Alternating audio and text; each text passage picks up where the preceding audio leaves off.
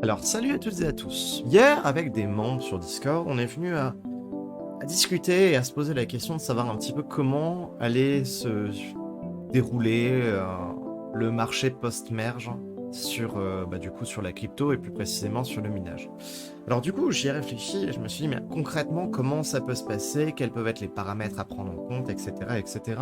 Et du coup, je me suis lancé dans un tableur afin de, voilà, en prenant certaines bases, d'avoir un peu une idée de comment les choses en étaient, parce que il y a beaucoup de personnes qui sont là à se dire ouais, ça va être absolument horrible, il y aura plus du tout de rentabilité, c'est la fin du minage. Et en parallèle, il y en a d'autres qui disent, et j'en fais partie, je fais partie plutôt de ce deuxième groupe de personnes, qui sont là à dire effectivement, on ne sait pas comment ça se passe, on ne sait pas comment ça va se passer. Il est tout à fait possible que juste post-merge, 1 ou 2 semaines après, on ait une situation qui au niveau des cryptos va être compliquée. Il y a des raisons pour ça et on va en discuter rapidement dans cette vidéo. Et puis en parallèle, il va y avoir des cryptos qui vont émerger, d'autres qui vont crouler sous tout simplement sous le hash rate des fermes de minage, etc., etc. Et du coup, et il est clair et il est certain que beaucoup de choses vont évoluer, mais nous ne savons pas de quoi est fait le futur. À partir de ce moment-là, on ne peut pas anticiper. Ce qu'on peut faire, c'est essayer d'avoir des représentations mathématiques qui permettent approximativement de donner une idée. Alors, ce tableur que je vais vous présenter dans les grandes lignes, je ne vais pas le faire pour toutes, j'ai pris les crypto-monnaies de base, l'Ethereum et l'Ethereum classique. J'ai pris des crypto-monnaies qui sont intéressantes. Alors du coup, il y a l'Ergo, le Firo, le Flux, le BIM, qui est très peu miné, le Conflux, l'Equilibria, pareil, très peu miné. Le CTXC, c'est une crypto où il y a un hash rate qui est très très faible, et enfin le Ravencoin. Alors bon, ceux-là, on va dire que c'est les cryptos qui euh, sont dans le top de la rentabilité actuellement. Si par exemple on regarde sur What2Mine ou sur d'autres sites. Alors ce que j'ai fait, c'est que je suis allé chercher à gauche, à droite le hash rate du réseau que j'ai transformé en hash directement, non pas en kilo hash, en méga hash ou en terahash, ni même en pétahash, mais directement en hash. Et puis je suis parti du principe suivant, c'est que on le sait sur l'algorithme Ethash, notamment sur Ethereum, il y a une très grande capacité d'ASICs qui mine sur de l'Ethereum tout simplement. Alors du coup, je suis parti du principe, puisque j'en avais entendu parler dans une vidéo, je crois que c'était de Monsieur TK il y a quelques mois, quelques semaines, il était venu à dire qu'il y avait 30%, probablement 30% d'ASICs qui minaient de l'Ethereum. Alors, j'ai essayé de rechercher hier le pourcentage qu'il avait dit oralement dans une de ses vidéos, et j'étais incapable de pouvoir le retrouver, donc je suis parti de cette base-là. De toute façon, en fonction du pourcentage, on peut du coup modifier. Mais ce qu'il faut bien se dire, c'est que un ASICS concrètement mine tellement plus en termes de hash rate qu'une carte graphique habituelle, que forcément ça va venir prendre, même s'il y en a beaucoup moins, un pourcentage très important du hash rate total d'Ethereum. Ce que j'ai décidé de faire, c'est que donc du coup j'ai retiré le hash rate associé aux ASICs, donc j'ai retiré 30% du hash rate de l'algorithme Ethash sur Ethereum. Sur l'Ethereum classique, je suis parti du principe qu'il n'y en avait pas qui minaient, ce qui est pas correct, mais on va considérer ça. Et puis après, sur les autres monnaies qui ont des algorithmes différents, du coup, je n'y ai tout simplement pas touché, puisque du coup, il n'y a pas d'ASICs là-dessus. Euh, je suis parti du principe qu'en fait, pour pouvoir représenter les choses convenablement, il fallait pouvoir se les représenter en se posant la question, concrètement, non pas combien de mineurs, mais combien de cartes graphiques sont présentes sur chacun de ces algos en train de miner. Alors du coup, je suis parti sur une carte graphique, la 3080, qui est une carte graphique que j'affectionne, puisque c'est tout simplement la carte graphique que j'utilise du coup dans mes rigs. Je n'ai que des 3080, enfin après j'ai une 1070, une très ancienne, mais j'ai que des 3080. Et donc, je suis parti de cette carte graphique-là, et du coup, j'ai pris, grâce à What2Mine et puis à mes tests déjà précédents, j'ai regardé quel était concrètement le hash rate sur chacune de ces cryptos. Alors du coup, nécessairement, sur l'algorithme de Ethereum et de l'Ethereum classique, du coup, nécessairement, c'est le même. Et puis, de là, eh bien, du coup, j'ai tout converti en hash, et j'ai pris le hash réel du réseau, en hash, que j'ai divisé par du coup le hash d'une 3080, ce qui nous donne ici le nombre de 3080 qui minent actuellement sur chacun des réseaux. Alors ce qui est très intéressant, c'est de voir que concrètement, on a 7 200 000 3080 qui minent sur de l'Ethereum, C'est beaucoup. Alors, du coup, évidemment, on parle de 3080 qui a un hash rate de 92 MHz. Il y a donc évidemment beaucoup plus de cartes, puisque concrètement, il y a énormément de cartes qui sont liées à tout simplement à d'autres modèles. On a peut-être là-dedans, enfin je sais pas, si je prends par exemple des 1070, on va dire qu'on est à peu près à 30 MHz sur de l'Ethereum, donc on va dire que dans ces 7 millions 7 millions 200 000 3080, eh bien il y a peut-être 3 fois plus de 1070. Enfin bref, la répartition de toute façon, évidemment, on ne peut pas représenter réellement la situation actuelle, donc il faut faire ouais, une approximation du monde dans lequel on est actuellement. On observe, et c'est très intéressant, que sur certaines cryptos comme l'Equilibria ou le CTXC, eh bien concrètement, le hash rate est très très faible. Il y a très peu de personnes qui minent cette crypto, ce qui fait que du coup, avec le prix, on a presque l'impression que l'Equilibria est une monnaie qui est intéressante à miner. Alors que, concrètement, il est impossible que ce soit pas le cas, mais j'ai jamais testé, donc il faudrait voir. Et puis du coup, j'ai décidé, en prenant le nombre total de cartes graphiques, donc de 3080, qui sont actuellement en train de miner juste sur ces cryptos, sachant qu'évidemment, il y a d'autres cryptos, on sera à peu près à 7,7 millions cartes. Et donc, du coup, j'ai décidé d'en faire le pourcentage. Alors, ce que ça signifie, c'est qu'on a 93% des 3080 qui minent sur, donc des cartes graphiques qui minent sur de l'Ethereum, 4% sur de l'ETC, 1% sur de l'Ergo, et puis après, on a moins d'1% sur du Flux et 1% sur du Ravencoin. Ce qui, finalement, ne choque pas tant que ça, puisque l'Ergo, le Ravencoin sont des monnaies qui sont pas mal minées. Le Flux, on en entend parler depuis septembre, octobre, novembre. Donc du coup, c'est relativement représentatif de ce qu'on entend, des vidéos qu'on voit, etc., etc. Alors, à partir de ce moment-là, en fait, l'idée, c'est les 93% de 3080 qui vont partir du coup d'Ethereum.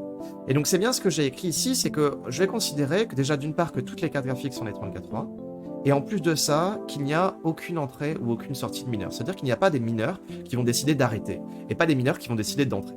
Alors concrètement, cette base, elle est un peu bête. Pourquoi ? Parce que forcément, il va y avoir quelques entrées. Même des personnes qui vont rentrer dans la crypto, au moment de The Merge, il va y en avoir très très très peu. S'il y a des entrées, c'est après, parce que le prix, il y aura un bump, mais concrètement, il n'y aura pas d'entrée. Par contre, on va avoir beaucoup de sorties. Et c'est ce qui se passe depuis quelques semaines. C'est que le prix des cartes diminue, notamment parce que les stocks sont plus importants, mais également parce que les gens revendent. Regardez sur le Bon Coin. Moi, jusqu'à il y a 2 semaines, je voyais qu'il y avait beaucoup de cartes qui étaient en train d'être vendues. Enfin, il y avait vraiment un marché qui était très important. Là, maintenant, c'est un petit peu moins le cas, puisque du coup, les gens observent que les prix augmentent. Mais en fait, il y a pas mal de mineurs qui ont décidé d'arrêter, parce qu'ils ne savent pas comment ça va se passer, et en même temps, on peut tout à fait les comprendre. Donc, ce que ça signifie, c'est que je vais partir du principe qu'il n'y a aucune entrée, aucune sortie de mineurs. Donc on reste avec le même nombre de cartes graphiques sur le long terme, alors que concrètement, il va y avoir une diminution de ce nombre. Donc on a 93% du réseau actuel qui va partir sur toutes les autres cryptos. Alors je vais faire ça, et c'est ce que j'ai écrit ici, et c'est répartir proportionnellement. C'est-à-dire que si on prend le pourcentage des 3080 qu'il y a actuellement sur toutes les cryptos à l'exception de l'Ethereum, on observe qu'on a presque 59% d'Ethereum classique, donc des cartes graphiques qui ne sont pas sur Ethereum qui minent de l'ETC, 15% d'Ergo, 6% de Flux, 16% de Ravencoin et 3% de Conflux. Et donc du coup, concrètement, ça c'est la répartition proportionnelle que je vais utiliser. Pourquoi ? Parce que c'est ce qui représente, entre guillemets, le mieux le marché à l'heure actuelle. Alors du coup, de ce pourcentage, je suis venu prendre ce pourcentage et multiplier le nombre de 3080 qu'il y a actuellement sur le réseau Ethereum, c'est-à-dire les cartes graphiques qui, si on considère qu'il n'y a pas d'entrée de sortie de mineurs, eh bien du coup vont se répartir sur toutes les autres monnaies, et ce qui nous donne ici le nombre de cartes graphiques qui vont s'ajouter à chacun des réseaux, à l'exception de l'Ethereum. Par conséquent, on va donc pouvoir prendre ce nombre, par exemple, le nombre qui est ici, donc on est à 4 200 000 nouvelles cartes sur l'ETC, plus le nombre initialement présent, 310 000, et donc ça nous donne le nouveau nombre de cartes graphiques, donc de 3080 sur le réseau. Alors de ça, en prenant ce nombre et en le multipliant par le hash rate d'une 3080 en suivant la crypto, on obtient du coup le nouveau hash par rapport à des 3080 sur En fait, j'aurais pas dû mettre nouveau hash de 3080, c'est nouveau hash du réseau. Donc du coup, on est en pass merge. Et on peut de là calculer le pourcentage d'augmentation du hash rate. Alors nécessairement, on obtient le même pourcentage, ce qui est tout à fait normal puisque j'ai considéré qu'on était proportionnel. Et donc du coup, forcément, on aurait une augmentation qui serait similaire, même si le nombre de cartes graphiques, lui, ne sera pas. Mais le pourcentage le sera. Nécessairement, on a une augmentation de 1350%, ce qui est très important. Et donc concrètement, si on calcule le multiplicateur du hash rate, donc c'est quoi? C'est le hash rate actuel divisé par le hash rate qu'on aura post-merge, donc le nouveau hash du réseau divisé par le hash rate actuel des GPU, et bien du coup on a un multiplicateur de 14,53. Alors qu'est-ce que ça signifie? Ça signifie tout simplement que le hash rate sera multiplié par 14,5. Donc, si le hash rate est multiplié par 14,5, comme la difficulté du minage va s'ajuster à l'augmentation du hash rate, cela veut dire que les semaines après the merge, on aura une augmentation de la difficulté de 14,5 pour chacune des cryptos qui est écrite ici. Alors encore une fois, ça c'est une simulation. Il est tout à fait possible qu'il y ait plus d'ASICs et donc que du coup concrètement, il y ait un multiplicateur qui soit de la difficulté qui soit plus faible dans certaines cryptos. Dans d'autres cryptos, il va y avoir probablement un multiplicateur qui sera plus fort. Ce sera notamment le cas sûrement avec l'Ethereum classique, puisque dans l'Ethereum classique, je ne suis pas venu rajouter dans le nouveau nombre de 3080 sur les réseaux les ASICs qui font partie actuellement du 30% du hash rate de l'Ethereum. Il faut également prendre en compte que pour cette difficulté, on aura nécessairement une sortie de pas mal de mineurs qui vont arrêter le mining, peut-être quelques nouvelles entrées, mais ça restera relativement peu. J'en ai pas parlé, mais il faut aussi se dire, et ça je pense que ce serait intéressant de prendre la donnée, mais qu'il y a beaucoup de mineurs qui sont en fait ni plus ni moins que des gamers qui ont une carte graphique qui est dans leur PC et qui la lancent sur du NiceHash ou sur des petits algos de temps en temps quand ils sont pas en train de jouer ou quand ils sont pas en train de streamer.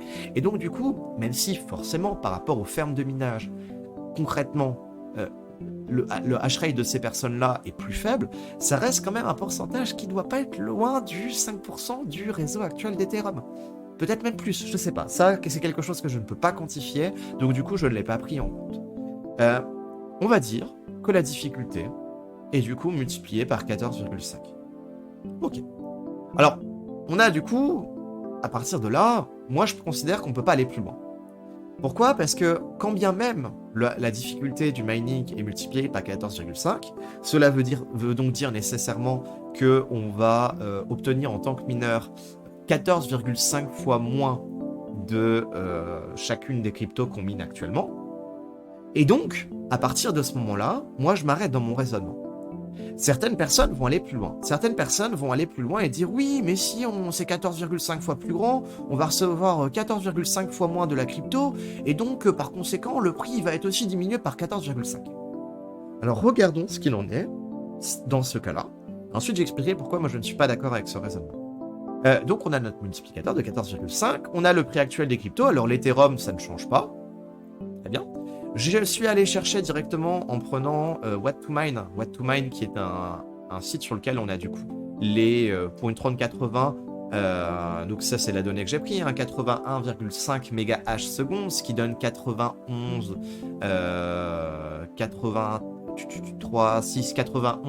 500 000 hash par seconde pour cette carte graphique. Et donc du coup je suis allé chercher pour chacune des cartes en mettant de l'électricité à 0,21 dollars par kilowattheure, ce qui fait à peu près 0,18 euros par kilowattheure en France.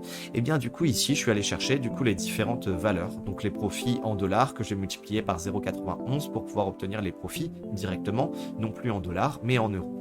Et donc du coup actuellement on a un profit qui est ici. Donc on a l'Ethereum qui est tout en haut, donc là je les ai remis, c'est le profit en dollars et là c'est le profil multiplié par 0,91 pour l'avoir directement en euros. On a forcément l'Ethereum qui est beaucoup plus rentable que les autres monnaies, mais on observe, et je trouve que c'est très intéressant, et c'est ce qui me fait de plus en plus croire en le futur, même si le prix est peut-être manipulé par certaines fermes, on observe que concrètement, on a quand même des monnaies qui sont pas très loin. On a 3 monnaies qui sont à 0,80 à 85, on a l'Ethereum classique, on a l'Ergo, et ensuite on a le CFX, le Conflux, ensuite on a le Firo, on a le Flux, on a aussi le CTXC, mais ça, lui, à mon avis, faut pas trop le prendre en compte, et le Ravencoin, qui sont 3 à 4 monnaies qui sont pas très très loin. Enfin, concrètement, on a des rentabilités qui sont pas si dégueulasses que ça en dehors de l'Ethereum. Même si l'Ethereum, forcément, est bien au-dessus. Et si d'ailleurs je décide de calculer le pourcentage, donc du coup je vais regarder la différence entre, par exemple, tiens, je vais prendre entre l'Ethereum et l'Ergo. Voilà, l'Ethereum et l'Ergo, que je vais diviser du coup par le total. On a, c'est pas des euros, on a 32% de plus, donc presque un tiers, on a 33%. L'Ethereum est 32 à 33% fois plus cher que l'Ergo, qui est la deuxième monnaie la plus rentable actuellement sur de la 34 euros. Donc, finalement, c'est quand même pas si dégueulasse que ça, les autres cryptos, même si forcément l'Ethereum est bien au-dessus. Alors, on pourrait se dire, oui, mais du coup, le multiplicateur du hash rate est de 14,5. Enfin, de la difficulté de 14,5. D'accord. Donc, on va gagner 14,5 fois moins. Ok. Alors ça, je l'ai pas dit, mais c'est le gain brut, c'est-à-dire j'ai enlevé l'électricité. Et bien du coup, si on décide de faire ça, l'Ethereum, lui, ne bougera pas, puisque du coup, il sera en POS, donc du coup, pas de machin. Et ce que ça donne, c'est que sur toutes les autres cryptos, on observe que toutes les autres cryptos, en gain brut par jour, on sera désormais à 0,10, 0,11, 0,12. Concrètement, toutes les autres cryptos seront exactement au même stade, à l'exception peut-être de l'Ethereum classique, ou peut-être qu'il y aura plus, enfin tous les ASICs qui partiront là-dessus, ça c'est une certitude. Pas tous les ASICs partiront sur de l'algo Itachi, mais je ne l'ai pas pris en compte ici, donc peut-être que ce sera inférieur. Mais en tout cas, on observe que toutes les autres cryptos sont à peu près, sur un prix relativement similaire dans celles que j'ai pris. Alors, on peut donc dire, mais ça veut dire que je gagne plus que 0,10 euros par jour par carte graphique. Et bien concrètement, c'est ce qu'on peut en conclure si on prend le raisonnement du la difficulté est multipliée par 14,5, donc le gain brut est divisé par 14,5. Ça reste positif, hein. On n'est pas en négatif, même en ayant pris une électricité qui est à 0,1822 euros par kilowattheure, c'est-à-dire une électricité qui est forte, on reste en positif. Donc même pour Jean-Michel qui est avec sa carte sa 3080 dans son PC à la maison, ça reste positif pour lui. Ça va quand même lui faire un gain de 3 euros par mois, ce qui est très peu, mais effectivement, ça reste positif. Et pour les fermes de minage, c'est sûr que derrière, au niveau du ROI, ce sera plus compliqué, mais ça dépendra toujours, et encore, de l'électricité utilisée. Pourquoi est-ce que je ne suis pas d'accord avec la difficulté multipliée par 14,5, donc le prix est divisé par 14,5? Bien, pour une raison très simple. Déjà, premièrement, il n'y a aucune loi. Quand je parle de loi, il n'y a aucun théorème ni quoi que ce soit qui le dit, qui l'affirme. Donc on ne peut pas conclure. Là, jusqu'à présent, tout ce que j'ai fait ici, c'est une simulation. Là, il n'y a pas de lien entre la difficulté et le gain brut. Même s'il y a une corrélation entre l'un et l'autre, il n'y a pas de lien direct. C'est la première chose. La deuxième chose, c'est que, oui, il va y avoir du coup une difficulté qui va augmenter. Mais si il y a beaucoup plus de personnes qui partent sur les crypto-monnaies dont on parlait, l'Ethereum classique, l'Ergo, le Firo, le Flux, le Ravencoin, l'Equilibria. Alors ce que ça signifie, donc c'est le deuxième argument, ce que ça signifie, c'est que nécessairement, il va y avoir un volume d'échanges qui sera plus important. Donc il y a plus de personnes qui vont venir à acheter, à trader, à vendre, du coup, ces différentes cryptos. Alors il est tout à fait possible, et il y a de fortes chances que ce soit le cas au départ, que les personnes, dès qu'elles vont recevoir ces cryptos, vont décider de tout vendre dès qu'elles reçoivent sur leur wallet le fruit de leur minage, et que du coup, on est un bear market, ou en tout cas une grosse diminution du cours de ces crypto-monnaies. Là, il y en est tout à fait possible. Maintenant, on se retrouve aussi dans une situation où, en fait, sur le très court terme, on va être sur un marché qui va être instable. Et c'est sur le long terme, en fait, que là, on regarde. Quand je dis sur le long terme, c'est sur plusieurs semaines, plusieurs mois même, après le passage en POS de l'Ethereum. Et donc, par conséquent, on va avoir, argument numéro 4, on va avoir une augmentation, on va avoir des projets qui vont se révéler. On va peut-être avoir le Flux, qui est quand même un projet de Web3, qui va se développer, qui va produire un certain nombre de nouvelles choses sur la DeFi, etc. On va avoir en parallèle des crypto-monnaies dont on parlait assez peu, comme l'Ethereum classique, comme l'Ergo, qui vont tirer leur épingle du jeu. de ce minage, qui vont mettre en place un certain nombre de choses. On va avoir aussi de l'investissement, c'est une certitude. On sait que le minage, toutes les crypto-monnaies ne sont pas contre le minage. Certaines préfèrent passer en POS, mais il y en a certaines autres pour qui c'est hors de question que ce soit le cas. Et donc, à partir de ce moment-là, il va y avoir tout un ensemble de facteurs qui va faire en sorte que, en fait, l'écosystème de la crypto-monnaie et du minage va évoluer. Et on ne sait pas dans quel sens. Il va y avoir des cryptos qui vont apparaître. Il y en a d'autres qui vont disparaître. Peut-être que l'Ethereum classique va devenir un nouvel Ethereum. Et que dans un an, il sera à 300-400 $ par token. Peut-être que dans 5 ans, il sera à 2000-3000 $. On ne sait pas. C'est même pas impossible. Donc en fait, on va avoir tout un changement du milieu crypto dans les crypto-monnaies qu'on connaît actuellement, qui là est quelque chose qu'on peut pas anticiper tout simplement. Puis d'ailleurs, il est d'ailleurs tout à fait possible que les gains bruts qui soient pris ici actuellement, là dans mon tableur, soient des gains qui soient faussés. Pour quelle raison ? On en a déjà parlé, plutôt ça a déjà été discuté sur un certain nombre par un certain nombre de youtubeurs ou autres, mais il existe des fermes de minage avec des très gros hash rates qui vont miner brut de l'Ethereum pour pouvoir faire de la rentabilité et pour satisfaire les investisseurs, et qui en parallèle vont miner sur d'autres cryptos, et qui derrière vont en fait lancer une grosse puissance de calcul sur, par exemple, je ne sais pas, de l'équilibria, ou concrètement l'équilibria, il n'y a que 1320 H dessus. Enfin, c'est de la merde. Alors ça me paraît un peu bizarre comme donnée, mais c'est celle que j'ai trouvée directement en regardant sur internet, sur les différents sites, sur 2Miners, etc. Donc concrètement, il y a des cryptos comme je sais pas, comme par exemple le Flux, qui a un hash rate qui est faible.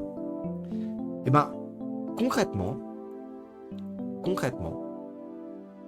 ça va évoluer. On ne peut pas conclure à l'instant T de l'avenir. Ce qu'on sait, c'est que dans la situation actuelle, l'analyse qu'on peut en faire, c'est qu'il risque très fortement d'y avoir une augmentation, il y aura une augmentation de la difficulté des cryptos dont j'ai parlé, qui sera de l'ordre du à peu près multiplié par 14. Tout en partant du principe que petit 1, il y a 30% d'ASIC sur l'Ethereum, et ces ASIC vont tous partir sur uniquement les crypto-monnaies à algorithme type étage, que les crypto-monnaies que les cartes graphiques qui minent actuellement sur la crypto vont se répartir équitablement. Donc quand je dis équitablement, c'est plutôt proportionnellement sur les autres cryptos, que il n'y aura pas d'entrée ni de sortie de mineurs, ce qui est faux, il y aura des sorties. Donc s'il y a des sorties, le hash rate sera plus faible, donc la difficulté va diminuer. Et il y a quand même quelque chose dont j'ai pas parlé, c'est ce qu'il en est des 3080, parce que les 3080 sont quand même des cartes graphiques qui, sur l'Ethereum, ne sont pas hyper intéressantes, c'est pas les cartes graphiques qui sont les plus rentables, alors que sur les autres crypto-monnaies, quand je dis rentable, je vais plutôt parler d'efficience, alors que sur les autres crypto-monnaies, elles le sont. Autrement dit, dans ma simulation, comment je vais formuler ça ? Tout le monde n'a pas des 3080. Donc, dans le nombre de 3080 du réseau d'Ethereum, il y a plein de cartes graphiques qui ne sont pas des 3080 et donc qui sont moins efficientes que des 3080, qui elle déjà n'est pas très efficiente. Quand toutes ces cartes vont vouloir switcher sur d'autres cryptos, comme elles sont moins efficientes qu'une 3080 qui déjà elle n'est pas efficiente sur du ETH, alors c'est que les cartes graphiques dont je parle actuellement seront moins efficientes sur les autres crypto-monnaies, à quelques rares exceptions près. Certaines cryptos qui, par exemple, ne sont pas du tout efficientes sur de l'Ethereum, mais qui le sont sur du Flux. Je pense au RX 480, 580, etc. Mais donc, concrètement, il va y avoir plein de cartes qui vont partir. Et en parallèle, la 3080... Ouais, non, moi c'est tout. En fait, il y a plein de cartes qui vont partir. Et ce qui fait que derrière, s'il y a plein de cartes qui vont partir, et bien derrière, on aura une diminution de la difficulté qui sera inférieure à 14,5.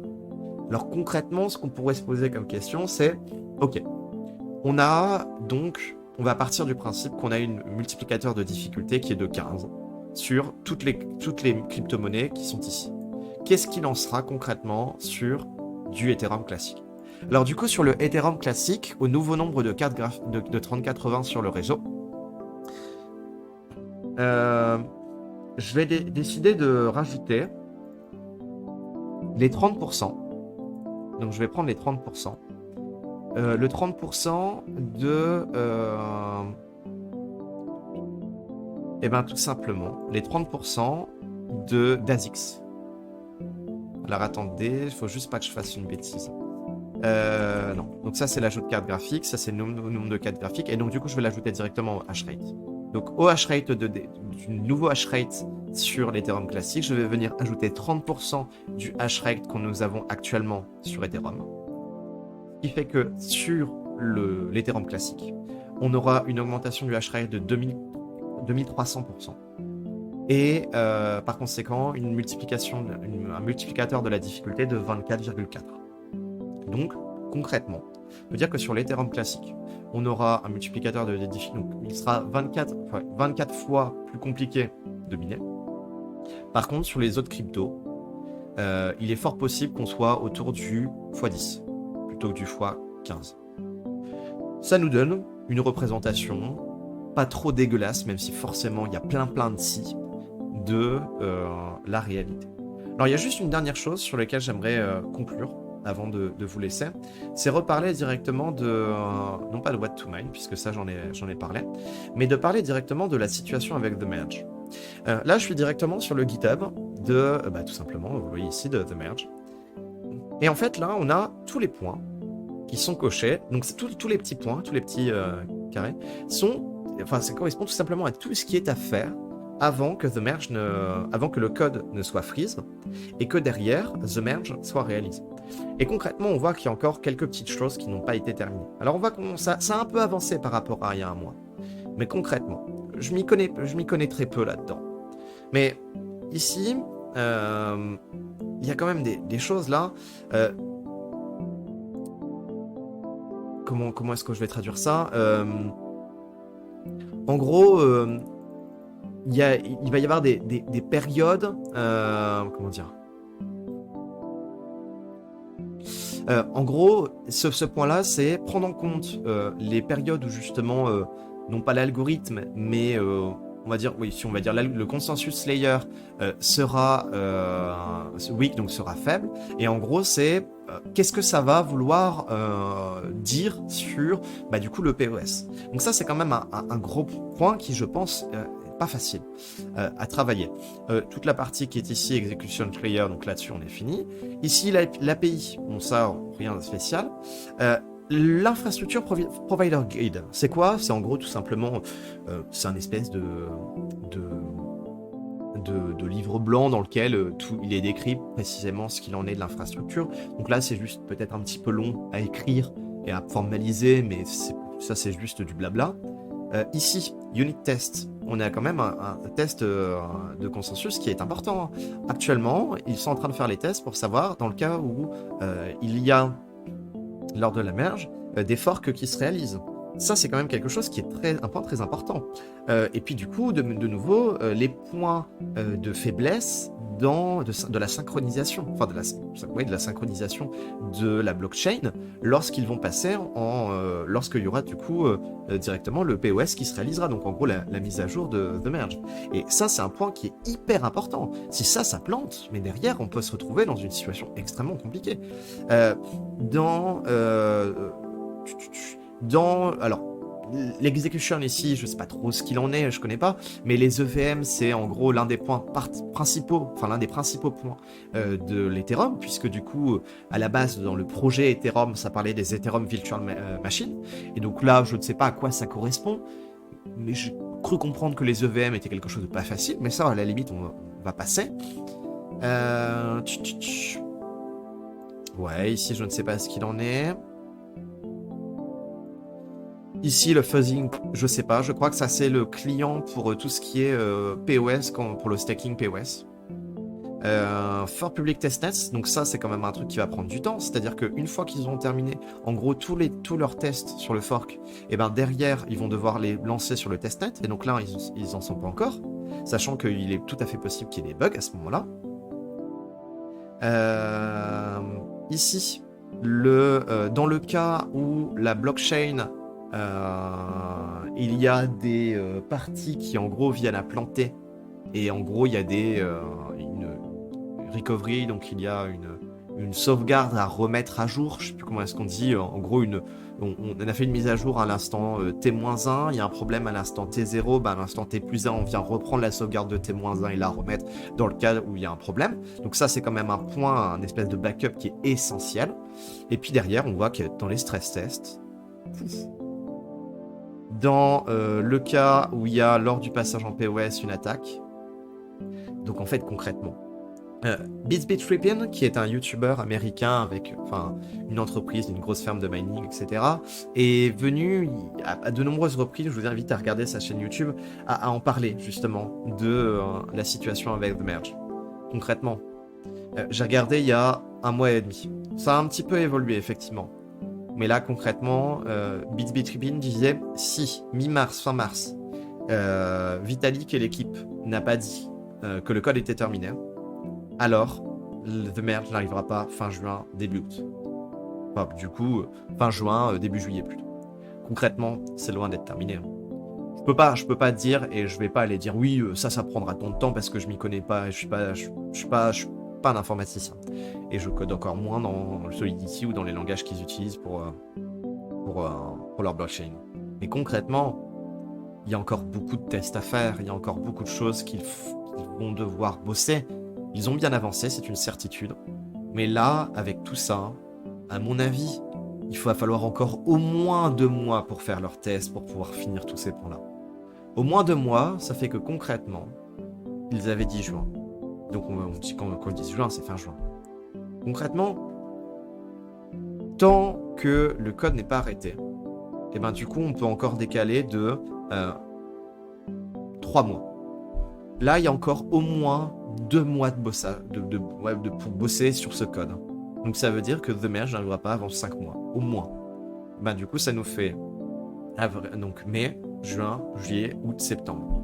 Concrètement, dans la situation actuelle, peut-être qu'ils vont beaucoup avancer, peut-être qu'il n'y aura aucun problème, mais dans la situation actuelle, je pense que The Merge n'arrivera pas avant septembre. Tant mieux pour les mineurs. Il va y avoir beaucoup de choses qui vont évoluer entre-temps. Beaucoup de mineurs vont pouvoir du coup rentabiliser leurs machines. Malheureusement, on observe que le prix des machines, des cartes graphiques est en train de nouveau de réaugmenter. Pourquoi ? Parce qu'en Chine, ils recommencent de petit à petit à être confinés à cause de l'augmentation du Covid, notamment à Hong Kong et tout ça. Donc, on va se retrouver dans une période où les prix des cartes graphiques vont monter. On observe que le Bitcoin est en train petit à petit de... il a quand même bien évolué le Bitcoin, hein. Si on regarde ces derniers temps, hop, c'est un peu crade comme ça, j'avoue. Ici, on était dans les 46 000. On était en... Hop, je vais faire ça. Dans les 46 000, on était en décembre 2021. Et puis là, actuellement, on est ici. Actuellement, on est à 42 000. 42 000, sachant qu'on est monté à 44 000 il y a une semaine. Je trouve ça c'est extrêmement propre quand même quand on regarde bien ce qu'il en est. On observe que du coup, hop, non, c'est pas ce que je voulais faire. On observe quand même que il y a une. Non, c'est pas ce que je voulais faire. Tant pis. On observe quand même qu'il y a une grosse évolution et que concrètement, merde, c'est pas ce que je voulais. Bon, tant pis. Concrètement, on observe qu'il y a une grosse évolution et que il est tout à fait possible qu'on se retrouve dans les jours et semaines qui viennent avec une augmentation du prix du Bitcoin et une augmentation du prix des différentes cryptos. Alors c'est vrai que la situation en Ukraine et en Russie est en train de se tasser et qu'il ne se passe pas grand-chose, mais concrètement, la crypto, lorsque la guerre a été lancée là-bas, n'a que peu bougé. Et n'était pas tant sujet à ça. Donc peut-être qu'il se passera quelque chose d'hallucinant dans quelques semaines, faut pas l'espérer. Mais actuellement, ce que j'observe, ce que je peux en tirer des analyses que j'ai faites, qui sont basées sur des faits plutôt que sur du « je pense », effectivement, on ne sait pas comment ça se passera post-merge, mais post-merge n'arrivera pas avant, je pense, septembre. Ça, c'est les faits qu'ils disent. Concrètement, il y aura une augmentation de la difficulté des cryptos, c'est une certitude. Mais cette augmentation, on ne peut pas conclure quoi que ce soit derrière sur les prix de la crypto en question. Et puis, il y a plein d'éléments qui vont venir à prendre en compte, comme l'entrée ou la sortie de mineurs, comme l'évolution des prix, comme les projets qui vont se révéler, comme les ASICs qui vont peut-être trouver une stratégie pour aller sur d'autres cryptos, ou bien au contraire, enfin bref, plein de choses différentes les unes des autres, plein de paramètres qu'on ne peut pas prendre en compte. Mais au final, ça nous permet quand même de faire une représentation plutôt pas dégueulasse de la situation. Eh bien écoutez, voilà, c'est tout pour cette vidéo. C'était une analyse qui est à prendre ou pas, hein, mais je pense qu'il peut être un peu pertinente pour voir un peu comment les choses évoluent de la situation. Et puis, écoutez, on se retrouve probablement dans quelques jours, dans quelques heures ou dans quelques semaines pour une prochaine vidéo. Ciao ciao!